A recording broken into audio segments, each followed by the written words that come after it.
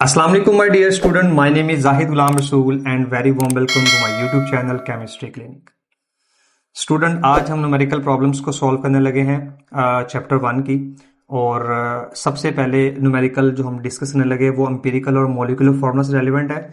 इसकी स्टेटमेंट आप देख चुके हैं स्टूडेंट।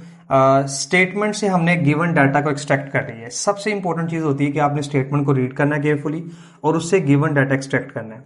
अब स्टूडेंट यहाँ पे एक बड़ी इंपॉर्टेंट बात आपके साथ शेयर करने लगा हूँ एग्जाम्स के पॉइंट ऑफ व्यू से और न्यूमेरिकल्स के सोल्यूशन के हवाले से। स्टूडेंट, जब भी आप न्यूमेरिकल सॉल्व कर रहे हैं, आप उसको रफ वर्क के तौर पे भी कर रहे हैं, घर में आप कर रहे हैं या क्लास में आप कर रहे हैं, तो याद रखिए स्टूडेंट, जब तक आप डाटा को एक तरतीब से अरेंज नहीं करेंगे, आपको आइडिया नहीं होगा आप क्या करना चाह रहे हैं, आप क्या फाइंड करना चाह रहे हैं। तो याद रखिएगा, जब भी न्यूमेरिकल सॉल्व करें, आप जल्दी में भी हैं तो सबसे पहले तरीकाकार है कि आप एक हेडिंग देके गिवन डाटा अपने सामने रखें। उसके बाद देखें कि आपने फाइंड क्या करना है और देन सॉल्यूशन की तरफ मूव करें। अगर आप रैंडमली करना शुरू कर देंगे तो चीजें सॉर्ट आउट नहीं होंगी। आप सबसे बड़ी मिस्टेक करेंगे कैलकुलेशंस में। न्यूमेरिकल जब भी आप कर रहे होंगे, कैलकुलेटर आपके पास मौजूद होगा, फिर भी आप गलती करेंगे। उसकी वजह सबसे पहली चीज होती है लैक ऑफ प्रैक्टिस। प्रैक्टिस नहीं आप करते, lack of interest, attention divert होती है आपकी। आप फुली इंटरेस्टेड होकर जब ये काम करेंगे तो ये चीजें आपके लिए बहुत आसान होंगी। तो एम्पिरिकल और मॉलिक्यूलर फार्मूला का जो टॉपिक था वो डेफिनेटली आप लोगों ने वीडियो देखी होगी। उसमें हमने मेथड डिस्कस किया था कि हम एम्पिरिकल फार्मूला कैसे फाइंड कर सकते हैं, और उसके बाद हमने भी डिस्कस किया था कि उस एम्पिरिकल फार्मूला को हम मॉलिक्यूलर फार्मूला में कैसे चेंज कर सकते हैं। तो इस न्यूमेरिकल में भी देखें, हमने मॉलिक्यूलर फार्मूला ही फाइंड करना है कंपाउंड का। तो अब हमने जो गिवन डाटा लिखा है, इसमें हमारे पास हर एलिमेंट की परसेंटेज मौजूद है। हमने इसी गिवन परसेंटेज को मास परसेंट कंसीडर करना है और फाइंड करना है इन तमाम एलिमेंट्स के नंबर ऑफ मोल्स या ग्राम एटम्स को। तो यहां पे देखिए जी, हम फाइंड करते हैं मोल्स ऑफ कार्बन। चले जी, सबसे पहले फाइंड करते हैं गिवन डाटा में। देखिए जी, 68.2% हमारे पास, या 68.2 ग्राम हमारे पास कार्बन है। इसको डिवाइड करेंगे इसके मोलर मैस जो कि 12 है। ठीक है जी, मैं अपना मोबाइल ही यूज करूंगा यहां पे कैलकुलेट करने के लिए। आपके पास डेफिनेटली कैलकुलेटर होगा। तो 68.2 डिवाइडेड बाय 12 हमारे पास आंसर आएगा 5.68। ये हमारे पास मोल्स आ गए कार्बन के, ग्राम एटम्स या मोल कह सकते हैं। नेक्स्ट देखिए जी, मोल्स ऑफ हाइड्रोजन है जी। हाइड्रोजन के मोल्स फाइंड करने हैं आपने। तो 6.86 डिवाइडेड बाय, अब देखिए जिसको हम डिवाइड कर रहे हैं 1.008, ये इसका जो है वो मोलर मैस हमारे पास मौजूद है हाइड्रोजन का। ठीक है जी, हाइड्रोजन एटम की बात हो रही है। आप 1 भी कंसिडर कर सकते हैं, इससे फर्क नहीं पड़ेगा ज्यादा। ठीक है जी, 6.80 मोल्स हमारे पास आ गए हाइड्रोजन के। नेक्स्ट देखिए जी, हम बात करते हैं मोल्स ऑफ ऑक्सीजन की बात करते हैं। Moles of oxygen. ऑक्सीजन के देखिए जी, गिवन मैस 9.08 और इसका एटॉमिक मैस है जी 16। हमारे पास देखें जी, इसके मोल्स आ गए जी, ऑक्सीजन के हमारे पास मोल्स आ गए। कैलकुलेट किया हमने किया जी 0.57। नेक्स्ट देखिए जी, हमारे पास नाइट्रोजन है। तो जी मोल्स ऑफ नाइट्रोजन हम फाइंड करते हैं। नाइट्रोजन का जो मैस गिवन है 15.09 डिवाइडेड बाय 14। तो हमारे पास जो इसके नंबर ऑफ मोल्स आ गए 1.07 हमारे पास मोल्स आ जाएंगे नाइट्रोजन के। अब देखिए जी, हमने इनके मोल्स फाइंड कर लिए। मोल्स फाइंड करने के बाद अब नेक्स्ट स्टेप क्या था, अगर आपको याद हो तो हमने यहां पे इनकी एटॉमिक रेशियो फाइंड करनी है। ठीक है, एटॉमिक रेशियो फाइंड करने का तरीका ये होता है कि हम यहां पे इसको रेशियो के फॉर्म लिख लेते हैं, carbon ratio hydrogen, ratio oxygen and ratio nitrogen. अब हमने रेशियो कैसे फाइंड करनी है, एटॉमिक रेशियो हम किस तरह से फाइंड करेंगे। जितने भी नंबर ऑफ मोल्स आए, सबसे स्मॉलेस्ट वैल्यू से ना हम इसको डिवाइड कर देते हैं। तो देखें जी, हमारे पास जो सबसे स्मॉलेस्ट वैल्यू होगी यहां पे, आप इसमें देखें सबसे स्मॉलेस्ट वैल्यू ऑक्सीजन के मोल 0.57 है। तो हम कार्बन के मोल्स 5.68 को डिवाइड करेंगे 0.57 रेशो।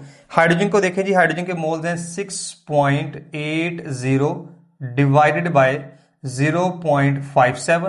देन हम मूव करते हैं ऑक्सीजन की तरफ। तो ऑक्सीजन के देखें जी 0.57 डिवाइडेड बाय 0.57। और नाइट्रोजन की अगर हम बात करते हैं तो नाइट्रोजन में देखें जी हमारे पास मोल्स मौजूद हैं 1.07 डिवाइडेड बाय 0.57। ठीक है जी, अब इन वैल्यूज को हम डिवाइड करते हैं और हम इसके एटॉमिक रेशियो फाइंड करने जा रहे हैं। हमारे पास जो आंसर आएगा इसका आंसर अप्रोक्सीमेटली 10 आएगा। ठीक है, फ्रैक्शंस में वैल्यू होंगी 10 पॉइंट समथिंग, हम इसको अप्रोक्सीमेटली जो ना वो इसकी वैल्यू को 10 लिख रहे हैं। हाइड्रोजन की वैल्यू जो ना वो अप्रोक्सीमेटली हम यहाँ पे 12 है। उसके बाद देखें ऑक्सीजन की वैल्यू को जब हम डिवाइड करेंगे तो हमारे पास ऑक्सीजन की वैल्यू आ जाएगी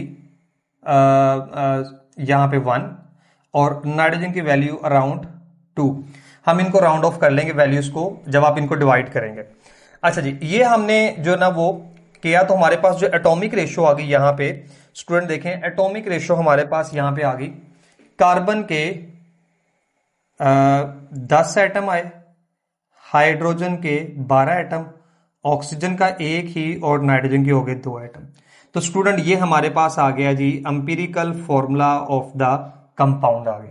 यहीं पे हम इसका एम्पिरिकल फॉर्मूला मैस भी फाइंड कर लेंगे। तो देखें जी एम्पिरिकल फॉर्मूला मैस क्या करेंगे, इन तमाम एटम्स के एटॉमिक मैसेज को हम ऐड करेंगे। तो एटॉमिक मैसेज ऐड कर लें, देखें कार्बन का एटॉमिक मैस 12 है, इसके टोटल 10 एटम्स है, प्लस हाइड्रोजन का एटॉमिक मैस 1, इसके 12 एटम्स हैं, प्लस ऑक्सीजन का स्टूडेंट 16 है और हमारे पास 2 नाइट्रोजन मौजूद है तो इसका होगा 28 होगा। आप सबको ऐड करेंगे तो आंसर आएगा 176 ग्राम पर मोल। ये इसका फॉर्मूला मैस आ जाएगा। ठीक है जी, ये फॉर्मूला मैस हम जब फाइंड करेंगे इसका 176 आ जाएगा। अब स्टूडेंट देखें हमारे पास रिलेशनशिप होता है molecular formula is equal to n into empirical formula. अब n की वैल्यू हम कहां से फाइंड करेंगे, तो आपको पता है कि n की वैल्यू फाइंड करने के लिए हम क्या करते हैं, n is equal to molecular formula mass divided by empirical formula mass. अब आप देखें जो हमें मोलर मैस गिवन था या मोलिकुलर मैस जो गिवन था 176 और आप देखें इसका एम्पिरिकल फॉर्मूला मैस भी कितना है 176। आंसर कितना आ गया है, 1 आ गया। जब आप एम्पिरिकल फॉर्मूला को 1 से मल्टीप्लाई करेंगे तो आंसर सेम रहेगा। तो यहां पे इंपॉर्टेंट चीज स्टूडेंट याद रखने वाली वो ये है कि दिस कंपाउंड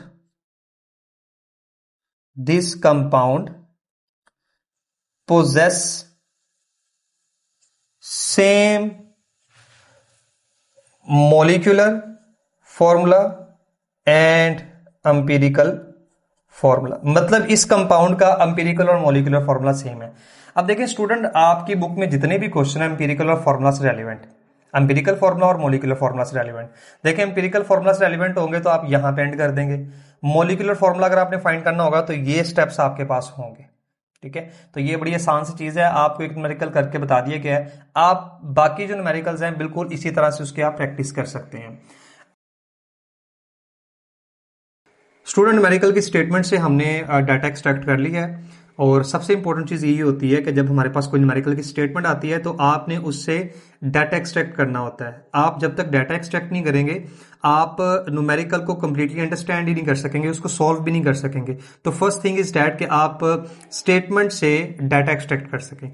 अब स्टेटमेंट में हमें 2 चीजें जो ना वो गिवन थी, एक कंपाउंड है MF2 मेटल फ्लोराइड हमारे पास है, इसका मास गिवन है 46.8 ग्राम्स और इसमें मौजूद जो मेटल है एक अननोन मेटल है, उसके हमें मोल्स गिवन है 0.6 मोल्स गिवन है हमें मेटल के। अब 2 चीजें पूछी जा रही हैं कि इस कंपाउंड में मेटल फ्लोराइड में फ्लोरीन के एटम्स फाइंड करने, means moles of fluorine atoms in MF2, और सेकंड जो ना आपने इस अननोन मेटल का नेम जो है वो आइडेंटिफाई करना है। सॉल्यूशन की तरफ हम मूव करते हैं। स्टूडेंट जब भी इस तरह के न्यूमेरिकल्स आपको आएंगे जिसमें आपने अननोन मेटल का जो ना वो नेम फाइंड करना होगा या उसका मोलर मास फाइंड करना होगा, उसका तरीकाकार ये कि सबसे पहले आपने बैलेंस केमिकल इक्वेशन लिखनी है। देखें जी ये बैलेंस केमिकल इक्वेशन है, 1 mole of metal react with 1 mole of fluorine and we get MF2 metal fluoride. अब देखिए सबसे पहले हम क्या करेंगे, हमने फाइंड करने मोल्स ऑफ फ्लोरीन एटम। अब moles of fluorine atom find करने के लिए जरूरी है हमारे पास जो MF2 है इसके मोल्स होना बहुत जरूरी है। तो बहुत ही आसान सा काम है। देखिए जी मेटल्स के मोल्स हमारे पास गिवन है, बैलेंस केमिकल इक्वेशन लिख चुके हैं हम सिंपली कंपैरिजन करेंगे। कंपैरिजन हम किस तरह से करेंगे, ये हमारे पास है जी मेटल, इसको हम कंपेयर करेंगे MF2 के साथ। सिंपल, जैसे हम स्टाइकोमेट्री में चीजें डिस्कस करते हैं। अब देखें बैलेंस केमिकल इक्वेशन को अगर हम देखें कि हमारे पास मेटल का अगर 1 मोल है तो जो हमारे पास प्रोडक्ट बननी है MF2 उसके भी कितने मोल प्रोड्यूस हो रहे हैं, 1 मोल प्रोड्यूस हो रहे हैं। अगर मेरे पास मेटल के 0.6 मोल हो तो प्रोडक्ट कितनी बनेगी स्टूडेंट, हम इसको लेट कर लेते हैं x, तो स्टूडेंट इसका आंसर भी कितना आएगा 0.6 मोल्स आ जाएगा। अब देखें हम जो है ना वो फाइंड कर चुके हैं मोल्स ऑफ MF2, ये हमने मेटल फ्लोराइड के मोल्स फाइंड किए। अब यहां पे देखें हमने moles of fluorine atom find करने, तो सिंपल आप इसको जो ना वो थ्योरेटिकली फॉर्म में लिखें, 1 मोल ऑफ MF2। देखिए जी, अगर हमारे पास मेटल फ्लोराइड का पूरा मोल हो, अब देखिए जो 1 मोल बनेगा हमारे पास किसी भी कंपाउंड का बनता है उसमें मौजूद तमाम एटम्स का मोलर मास इस्तेमाल होता है। मैं यहां पे आपको इस तरह से समझाता हूं स्टूडेंट, देखें सपोज करें मेरे पास वाटर मौजूद है, मैं यहां पे ना इसको समझाने की कोशिश करता हूं। देखें जी ये H2O है, अगर हम इसका मोलर मास ले रहे हैं, आपको पता है मोलर मास ग्राम्स में होता है, तो देखिए इसका मोलर मास जो ना हमारे पास वाटर का कितना है जी 18 है, 18 ग्राम पर मोल ये वाटर का मोलर मास। अब ये 18 ग्राम पर मोल कैसे बना है, ये 18 ग्राम पर मोल बना है, इसमें 2 ग्राम हमारे पास हाइड्रोजन है प्लस 16 ग्राम ऑक्सीजन है। अब देखिए 16 ग्राम ऑक्सीजन जो है ना, ये ऑक्सीजन के 1 मोल एटम का वजन है, और 2 ग्राम जो है ये हाइड्रोजन के 2 मोल एटम का वजन है। वर्ड यूज करो एटम, मॉलिक्यूल का वर्ड यूज नहीं कर रहा। हाइड्रोजन के 2 एटम है, ऑक्सीजन का 1 एटम है, तो 2 एटम्स का मैस लिया हमने, ये मोलर मैस है, ये ऑक्सीजन के 1 एटम का मोलर मैस 18 बना है। तो देखिए अगर हमारे पास मेटल फ्लोराइड का पूरा 1 मोल हो तो उसमें 1 मोल मेटल होगी और 2 मोल फ्लोरीन के एटम्स होंगे, यानी कि इनका मैस काउंट किया जाएगा। सो 1 mole of MF2 contain fluorine atoms, यहां पे वर्ड आएगा मोल्स ऑफ फ्लोरीन एटम, तो स्टूडेंट वो कितने हैं 2, देखेंगे MF2 में 2 हैं। अगर हमारे पास 0.6 मोल MF2 हो तो स्टूडेंट उसमें फ्लोरीन के मोल्स कितने हो जाएंगे 0.6 मल्टीप्लाई बाय 2, हमारे पास इसका आंसर आ जाएगा 1.2 मोल्स। तो देखें जी पहला काम तो हमने कंप्लीट कर लिया, हमने moles of fluorine atom find कर लिए, ये हमारे पास आ गए हैं जी moles of fluorine atoms in MF2। 1.2 moles मौजूद है, 0.6 याद रखिएगा, moles of fluorine atom in यहां पे 0.6, क्योंकि अगर 1 मोल होता तो उसमें 2 मोल्स होते, ये 0.6 है। अब हम इसके ना दूसरे पार्ट की तरफ आते हैं, हमने ना इसका मैस फाइंड करना है, सॉरी अननोन मेटल का नेम फाइंड करना है। अब उसे हम किस तरह से फाइंड करेंगे, अब आप देखें हमारे पास फॉर्मूला है जी number of moles is equal to mass of substance divided by molar mass of substance, ये हम फॉर्मूला यूज करते हैं मोल्स का। अब इसमें देखें हमारे पास जो MF2 है इसका मैस गिवन है, इसके मोल्स भी हम फाइंड कर चुके हुए हैं, इसका मतलब है हम इसका मोलर मैस फाइंड कर सकते हैं। तो अब देखें हम इसको किस तरह से फाइंड करेंगे, मोल्स हमारे पास हैं जी 0.6, मैस 46.8 ग्राम है, और देखें स्टूडेंट हमने इसका मोलर मैस फाइंड करना है, तो हमारे पास फाइनल क्या आ जाएगा, molar mass of MF2 is equal to 46.8 divided by 0.6। Student जब इसको हम सॉल्व करेंगे तो हमारे पास आंसर आएगा 78 ग्राम पर मोल, ये MF2 के 1 मोल का मैस आ गया। अब हम क्या करेंगे, इसमें से फ्लोरीन का मैस माइनस कर देंगे कि देखें जी MF2 is equal to 78 gram, metal plus fluorine का मैस लिखें यहां पे, फ्लोरीन का देखें जी मैस होता है 19, और यहां पे फ्लोरीन के जो ना हमारे पास 2 एटम्स मौजूद हैं, तो 2 एटम्स का मैस लिखा जाएगा। तो देखें जी यहां पे M plus 38 is equal to 78 gram, and finally देखिए हमारे पास क्या होगा, M is equal to 78 minus 38, तो स्टूडेंट हमारे पास m का मास आ गया जी 40, और 40 मास किसका होता है? डेफिनेटली आपको पता है जी, ये कैल्शियम का मास है। इसका मतलब ये हुआ हमारे पास ये जो कंपाउंड है MF2, वो कंपाउंड एक्चुअली क्या है? वो कंपाउंड है जी कैल्शियम फ्लोराइड। हमारे पास MF2 हमारे पास कैल्शियम फ्लोराइड है, और जो अननोन मेटल थी वो कैल्शियम है, जिसको हमने आइडेंटिफाई किया। जी स्टूडेंट, अगेन हमने गिवन स्टेटमेंट से डाटा एक्सट्रैक्ट कर लिया है, जिसमें हमारे पास सल्फर का मास गिवन है 2.88 ग्राम्स, और मेटल है एक अननोन मेटल जिसको हमने एक्चुअली फाइंड भी करना है 3.12 ग्राम। हमारे पास जो ना वो मेटल का मास गिवन है। फाइंड एक्चुअली हमने सिर्फ मेटल का नेम ही फाइंड करना है। जब हम मेटल का नेम फाइंड करेंगे तो डेफिनेटली ऑटोमेटिकली हमारे पास कंपाउंड का फॉर्मूला भी कंप्लीट हो जाएगा। सिर्फ हमने m की जगह पे उस अननोन मेटल का सिंबल जो है वो लिख देना है। तो अगेन उसी तरह से देखें, given data find and then solution. Solution में सबसे पहले हमने केमिकल इक्वेशन लिखी, 2 moles of metal react with 3 moles of sulphur and we get 1 mole of metal sulphide. अब देखिए जी, हमने तो फाइंड करनी है मेटल। मेटल का मास गिवन है, अगर हमारे पास मेटल के मोल्स हो तो हम इसका मोलर मास फाइंड कर लेंगे एंड दैट्स ऑल। अब ये सारी कैलकुलेशंस बिलोंग करती हैं स्टाइकोमेट्री से। अब स्टाइकोमेट्री में क्या करेंगे, हम रिलेशनशिप फाइंड करते हैं डिफरेंट सब्सटेंसेस का। तो हमारे पास एक्चुअली सल्फर का मास गिवन है, हम सल्फर के पहले मोल्स फाइंड करेंगे और उन सल्फर के मोल से हम स्टाइकोमेट्रिक डाटा यूज करते हुए मेटल्स के मोल फाइंड करेंगे। तो first we calculate the moles of sulphur. तो देखें जी, मोल्स ऑफ सल्फर हम फाइंड करने जा रहे हैं। सल्फर के मोल्स फाइंड करने के लिए सल्फर का जो गिवन मास है, ठीक है जी, mass of sulphur divided by molar mass of sulphur, वही सेम मोल्स का जो हम फॉर्मूला यूज करते हैं। तो देखिए जी, हमारे पास सल्फर के मोल्स आएंगे, गिवन हमारे पास है जी 2.88 ग्राम्स, और इसका मोलर मास है जी 32। हमारे पास स्टूडेंट सल्फर के मोल्स आ जाएंगे 0.09 मोल्स आ गए हमारे पास। ठीक है जी, आप इसको डिवाइड कर सकते हैं, और मैं डिवाइड करने के लिए यहाँ पे अपना यूज कर रहा हूँ मोबाइल फोन। कैलकुलेटर की जगह मोबाइल का कैलकुलेटर मैं यूज कर रहा हूँ, और डेफिनेटली चूंकि मुझे न्यूमेरिकल्स की प्रैक्टिस है तो बिना कैलकुलेटर यूज किए भी मैं इसको सॉल्व कर सकता हूँ। तो ये हमारे पास जो है ना वो मोल्स आ गए हैं स्टूडेंट, सल्फर के मोल्स आ गए। अब हम क्या करेंगे, सिंपल कंपेरिजन करेंगे। नाउ वी calculate the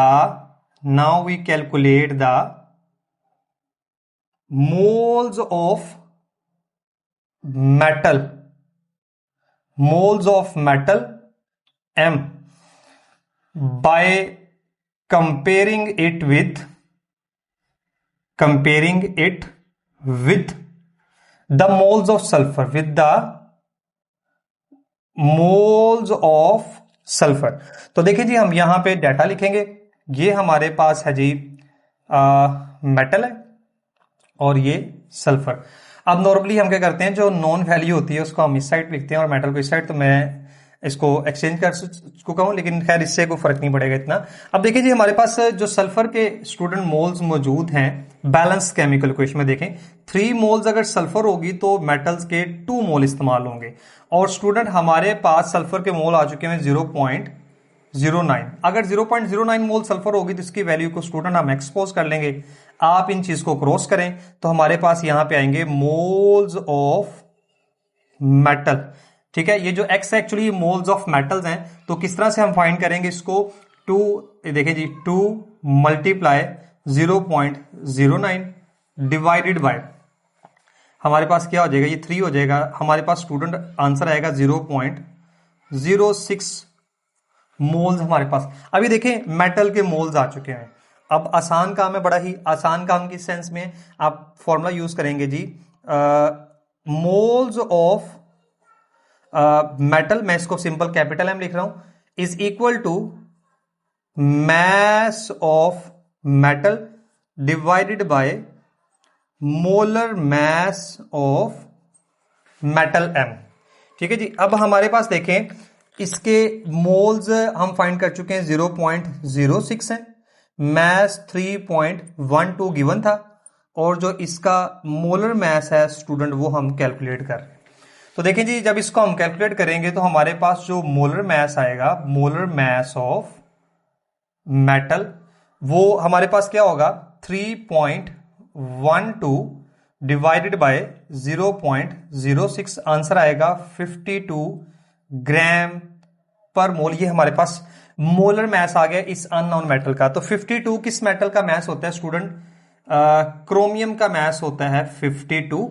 इसका मतलब है हमारे पास जो मेटल है वो एक्चुअली कौन सी मेटल है जी? क्रोमियम मेटल है। और ये जो कंपाउंड है ना M2S3, ये एक्चुअली क्रोमियम सल्फाइड है। तो याद रखिएगा अगर इस तरह के न्यूमेरिकल्स हैं तो उसको हम कैसे सॉल्व करेंगे। अगेन स्टूडेंट्स, आपने गिवन स्टेटमेंट जो हमारे पास मौजूद थी उससे आपने जो ना वो रीड कर लिया होगा। हमने उसी स्टेटमेंट से डाटा को एक्सट्रैक्ट कर लिया। ठीक है जी, हमारे पास 20 ग्राम एल्यूमिनियम मौजूद है जो 30 ग्राम सल्फर के साथ रिएक्ट करके एल्यूमिनियम ऑक्साइड प्रोड्यूस कर रहा है। तो हमने फाइंड ये करना है कि जी प्रोडक्ट कितनी बन रही है, और जो भी हमारे पास एक्सेस रिएक्टेंट होगा एल्यूमिनियम या सल्फर में से, तो वो कितनी मिकदार में मौजूद होगा, क्योंकि लिमिटिंग तो सारा इस्तेमाल हो जाएगा। तो स्टूडेंट, ये जो न्यूमेरिकल हम सॉल्व कर रहे हैं ये लिमिटिंग रिएक्टेंट से बिलोंग करता है। अगर हम पार्ट 1 की बुक की बात करते हैं तो ये स्टूडेंट क्वेश्चन नंबर 20 हम सॉल्व कर रहे हैं।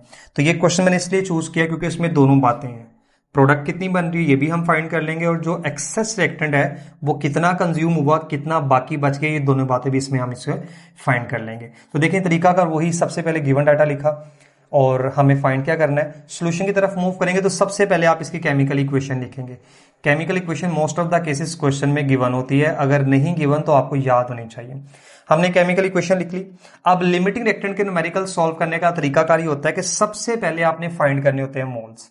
ठीक है, जो गिवन डाटा मौजूद है इससे आप मोल्स फाइंड करेंगे। तो देखिए जी, सबसे पहले हमने फाइंड किए मोल्स ऑफ एल्यूमिनियम। तरीकाकार सेम है, आपने गिवन मैस को डिवाइड करना है एल्यूमिनियम के मोलर मैस जो कि 27 है। आंसर आएगा 0.74 मोल्स आ जाएंगे हमारे पास। इसी तरह हम फाइंड करेंगे मोल्स ऑफ सल्फर, फाइंड करेंगे। सल्फर का गिवन मैस 30 है, इसका मोलर मैस 32 है सल्फर एटम का। 0.93 हमारे पास मोल्स आ जाएंगे सल्फर के। अब देखिए जी, मोल्स फाइंड कर लिए। मोल्स फाइंड करने के बाद जो नेक्स्ट स्टेप होगा ना, हमने क्या करना है, compare the moles of each reactant with product. ठीक है जी, हम इसको प्रोडक्ट से कंपेयर करेंगे। जो रिएक्टेंट कम प्रोडक्ट बनाएगा वही लिमिटिंग रिएक्टेंट होगा। तो सबसे पहला तो काम ये है कि आपने लिमिटिंग रिएक्टेंट को आइडेंटिफाई करना है। तो देखिए जी, हम यहां पे क्या करेंगे, हमारे पास मौजूद है जी एल्यूमिनियम, हम इसको कंपेयर करने जा रहे हैं Al2S3 के साथ। ठीक है जी, इसके बिल्कुल पैरेलल लेके चलेंगे हम यहां पे सल्फर को। ये सल्फर है और यहां पे हमारे पास Al2S3 कंपाउंड है। तो देखिए जी, हमारे पास जो एल्यूमिनियम है स्टूडेंट, देखें सबसे पहला जो डाटा लिखना होता है ना, आपने बैलेंस केमिकल इक्वेशन का लिखना होता है। According to balance chemical equation, अगर एल्यूमिनियम के 2 मोल मौजूद हैं तो प्रोडक्ट बन रही है 1 मोल। ठीक है जी, अगर 2 मोल एल्यूमिनियम है तो उससे 1 मोल प्रोडक्ट बन रही है। अब हमारे पास एक्चुअली कितने मोल्स मौजूद हैं? 0.74। अगर 0.74 मोल्स हमारे पास मौजूद होंगे एल्यूमिनियम के, तो प्रोडक्ट क्या बनेगी स्टूडेंट? हम इसको x कंसिडर कर लेंगे, वैल्यूज को क्रॉस मल्टीप्लाई करें तो हमारे पास आ जाएंगे जी मोल्स ऑफ Al2S3 आ जाएंगे। कितने मोल्स प्रोड्यूस हुए इसे हम अभी कैलकुलेट करते हैं। हम साथ ही सल्फर का भी कर लेते हैं। सल्फर में देखें जी, बैलेंस केमिकल इक्वेशन के अकॉर्डिंग सल्फर के अगर 3 मोल्स होंगे तो एल्यूमिनियम सल्फाइड 1 मोल प्रोड्यूस होगा, प्रोडक्ट 1 मोल बनेगी हमारे पास। अब सल्फर के हमारे पास 0.93 मोल्स मौजूद है, तो प्रोडक्ट कितनी बनेगी स्टूडेंट? हम इसको x कंसिडर कर लेंगे, क्रॉस मल्टीप्लाई करेंगे, और यहां पे भी देखें जब इसको हम सॉल्व करेंगे तो मोल्स ऑफ Al2S3 हमारे पास आ जाएंगे। अब हम देखते हैं जी हमारे पास कितने मोल्स आएंगे। हम जब इसको क्रॉस मल्टीप्लिकेशन करते हैं तो हमारे पास मोल्स प्रोड्यूस हुए जी from aluminium 0.37 moles. Aluminium sulphide के हमारे पास जो मोल्स प्रोड्यूस हो रहे हैं वो है जी 0.37 0.37 मोल्स। ठीक है जी, ये हमारे पास इस तरह से डिवीजन है। 0.37 मींस अगर हमारे पास मौजूद 20 ग्राम एल्यूमिनियम सारा का सारा रिएक्ट कर जाए तो जो बनने वाली प्रोडक्ट होगी ना हमारे पास प्रोडक्ट, वो 0.37 मोल्स होगी। और अगर सल्फर 30 की 30 ग्राम सारी की सारी रिएक्ट कर जाती है और कंज्यूम हो जाती है तो फिर प्रोडक्ट कितनी बनेगी? तो स्टूडेंट यहां पे आंसर आएगा 0.31 मोल्स आएंगे हमारे पास। अब यहां पे ना आप एक स्टेटमेंट मेंशन करेंगे कि as sulphur produce less moles of Al2S3 so sulfur is a limiting reactant। ये बात आपने मेंशन करनी है, बताना है कि ये हमारा लिमिटिंग रिएक्टेंट है। कैसे पता लगा? जिस रिएक्टेंट ने कंपैरिजन के दौरान प्रोडक्ट के कम मोल्स बनाए, डेफिनेटली वही लिमिटिंग रिएक्टेंट है, क्योंकि हमने डेफिनेशन पढ़ी थी limiting reactant is a reactant which control the amount of product due to its lesser amount, lesser quantity. अब देखने में देखें ग्राम्स में देखें तो सल्फर ज्यादा है, लेकिन एक्चुअली देखें वो कंज्यूम ज्यादा हो रही है, इसलिए जल्दी खत्म होगी हमारे पास। तो अब देखें जी, बड़ी आसान सी काम है। हमने क्या फाइंड करना था? Mess of aluminium sulphide. तो हमारे पास एल्यूमिनियम सल्फाइड के मोल्स तो आ गए। तो जो एक्चुअली मोल्स प्रोड्यूस किए हुए ना लिमिटिंग रिएक्टेंट है, वही मोल्स कंसिडर किए जाएंगे। मोल्स ऑफ Al2S3 कितने मोल्स आ गए जी? 0.31 मोल्स आ गए। हमने इसका मैस फाइंड करना है, तो देखें जी, मैस ऑफ Al2S3, तो आप नंबर ऑफ मोल्स को मल्टीप्लाई कर देंगे। 0.31 को मल्टीप्लाई करेंगे इसके मोलर मैस से, जो कि है 150 आई गेस। ठीक है जी, इसका मोलर मैस है जी हमारे पास यस 150। जब हम इन वैल्यूज को मल्टीप्लाई करेंगे तो हमारे पास इसका आंसर आएगा 46.5 ग्राम। 46.5 ग्राम ये हमारे पास प्रोडक्ट प्रोड्यूस हो रही है। अगर 30 ग्राम सल्फर सारा का सारा रिएक्ट कर जाता है एल्यूमिनियम के साथ, अब एल्यूमिनियम सारा इस्तेमाल नहीं हुआ, तो 46.5 ग्राम हमारे पास प्रोडक्ट बन रही है। अच्छा जी, अब ये हमने पहला हिस्सा कंप्लीट कर लिया। ठीक है जी, ये हमारे पास जो पहला हिस्सा था, चलिए जी हम इसको कह देते हैं जी, ये ए हिस्सा था और ये बी। पहला हिस्सा कंप्लीट हो गया। अब हम फाइंड करने लगे हैं इसका बी वाला portion, means mass of excess reactant, mass of excess reactant left unreacted। ठीक है जी, लेफ्ट अनरिएक्टेड हम फाइंड करने जाने कितना बाकी बच गया। स्टूडेंट इसका तरीकाकार बड़ा आसान सा है, और वो क्या तरीकाकार होगा? आपने लिमिटिंग रिएक्टेंट को कंपेयर करना है एक्सेस रिएक्टेंट के साथ, ये बात याद रखिएगा। अब यहां पे देखिए हमारे पास जो लिमिटिंग रिएक्टेंट है स्टूडेंट वो है सल्फर। ठीक है जी, और एक्सेस रिएक्टेंट हमारे पास है एल्यूमिनियम। आप इसी तरह से कंपैरिजन करेंगे according to balance chemical equation. अगर सल्फर के 3 मोल इस्तेमाल होंगे तो एल्यूमिनियम के इस्तेमाल होंगे 2 मोल। हमारे पास सल्फर एक्चुअली कितनी मौजूद है? 0.93 मोल्स।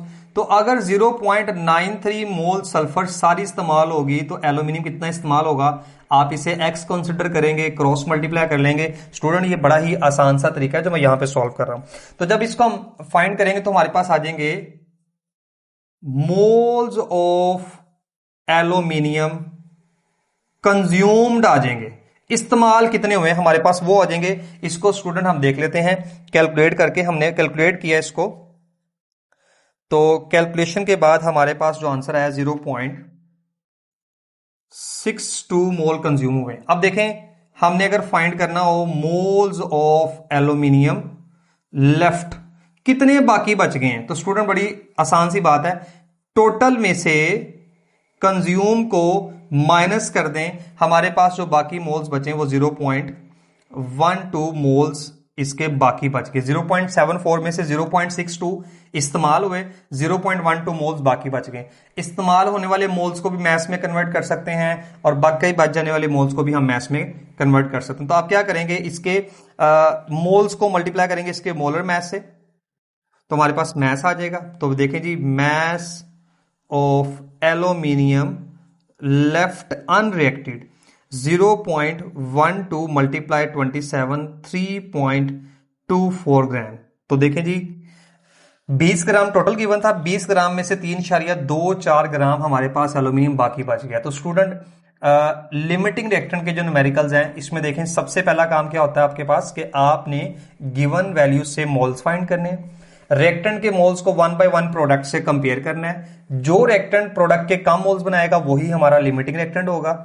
जो हमारे पास लिमिटिंग रिएक्टेंट होगा उससे बनने वाली प्रोडक्ट के मोल्स हम लिखेंगे और प्रोडक्ट का मास निकाल लेंगे।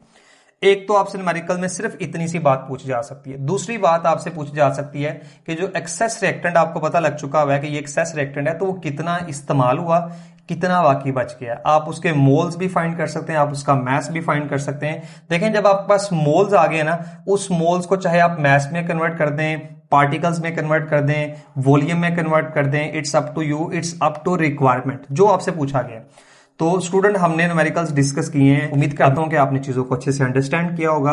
बाकी जितने भी न्यूमेरिकल स्टूडेंट इसके हैं बिल्कुल सेम ऐसे ही हैं। आप इसकी अच्छे से प्रैक्टिस कीजिएगा, because practice makes a man perfect. तो स्टूडेंट, अपना बहुत सारा ख्याल रखिएगा, दुआओं में याद रखिएगा। अल्लाह ताला आपका हामी और नासिर हो।